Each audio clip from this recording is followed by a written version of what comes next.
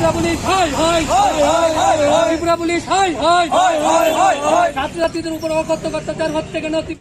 ছাত্রদের উপর অকথ্য নির্যাতন হচ্ছে কেন? ত্রিপুরা পুলিশ জবাব চাই, জবাব দাও। অতিক্রান্ত হওয়ার পর এখনো পর্যন্ত কোনো মামলা নেওয়া হয়নি কেন? ত্রিপুরা পুলিশ জবাব চাই, জবাব দাও।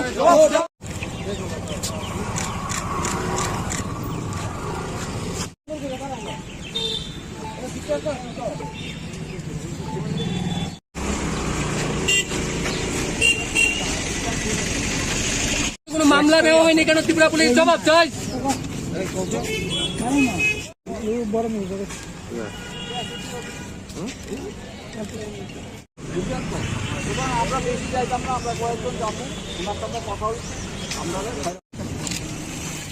গত 13 তারিখে মুখ্যমন্ত্রীর কনভয় যাওয়ার সময় দুজন ছাত্রকে, আপনারা সবাই জানেন, আপনাদের মিডিয়ার মাধ্যমে আমরা দেখেছি, দুজন ছাত্রকে, একজনের নাম হলো এঞ্জেল রিয়াং, আরেকজনের নাম হলো অভিজিৎ দেববর্মা।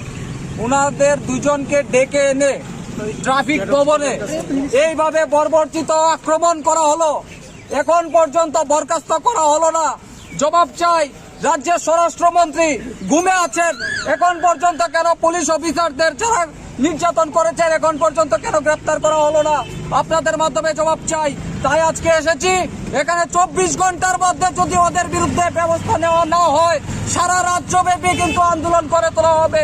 কারণ এটা তীব্রতা ছাত্রছাত্রীদের, একটা ছাত্রর পাশে আমরা সবসময় দাঁড়িয়ে থাকি। কারণ একজন ছাত্রকে এরকম ভাবে বেধড়ক ভাবে ডেকে এনে ট্রাফিক ভবনে আক্রমণ করা হবে।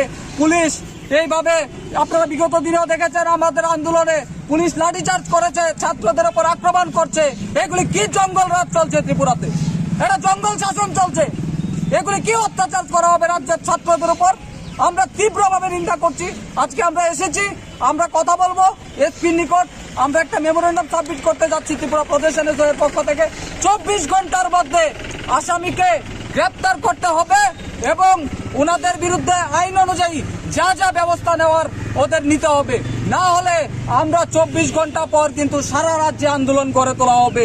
আমরা কিন্তু বসে থাকবো না, কারণ আমরা ছাত্রদের পাশে আছি। আপনারা দেখেছেন বিগত দিনেও আমরা ছাত্রদের স্বার্থে লড়াই করি। সুতরাং আমরা এসেছি, আমরা বলবো যে অবিলম্বে ওদের বিরুদ্ধে অ্যাকশন নিন।